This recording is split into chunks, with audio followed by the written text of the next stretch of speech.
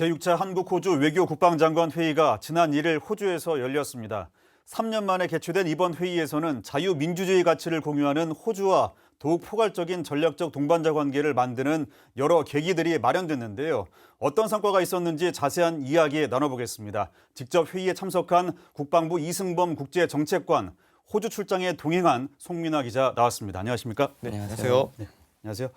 네, 우선 송민아 기자, 일주일 동안 호주 출장에 동행 취재를 했는데 현지 분위기 어땠습니까? 네, 일단 이 국방 외교 2+2 장관 회의가 열리기 전날 신원식 국방부 장관과 또 리차드 말스 호주 부총리 겸 국방장관이 함께 멜번 근교에 있는 질롱이라는 곳을 찾아서 이곳에 있는 한화 방산 공장을 방문했습니다.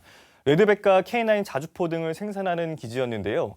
당장이라도 만들 수 있는 준비를 마치면서 신뢰를 바탕으로 한 양국의 끈끈한 협력 관계를 확인할 수가 있었습니다.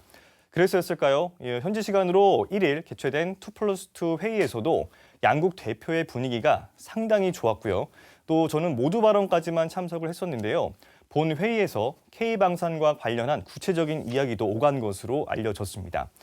그래서 이번 회의에서는 핵미사일 위협 속에서 지역 정세를 안정화하기 위한 양자 협력이 더욱더 구체화됐는데 일단 어떤 논의들이 좀 오갔습니까?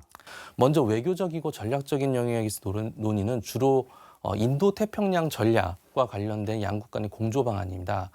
잘 아시다시피 한국과 호주는 모두 각자의 인도태평양 전략을 발표를 했었고요.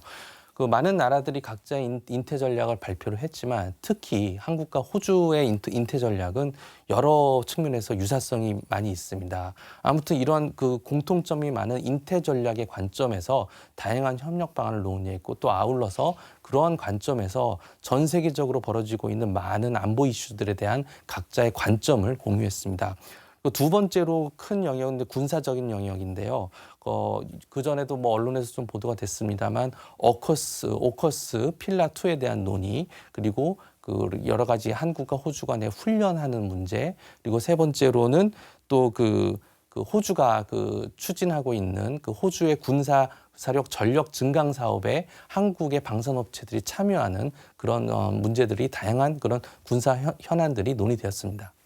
네, 송 기자 특히 호주와는 지난번 레드백 수출에 이어서 호주가 우리 호위함 기술에도 관심을 보이고 있는데 K방산 수출이 앞으로 좀 더 늘어날 것으로 예상이 되죠.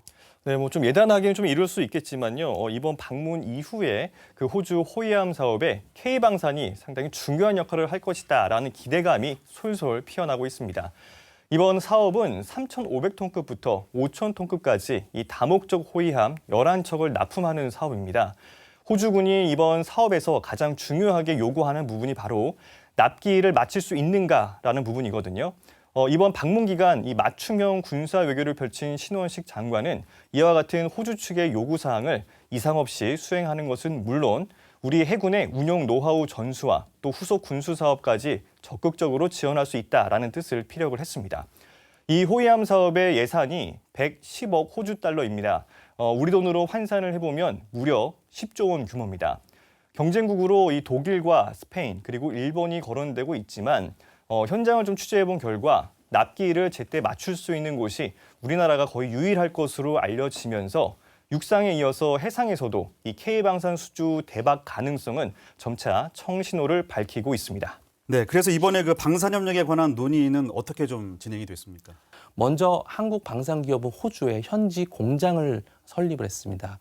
이 공장에서 생산되는 호주군을 위한 모든 무기체계는 호주군의 전력 증강을 도움해 줄 뿐만 아니라 호주의 영내 지역 경제의 활성화에 기여할 거고요.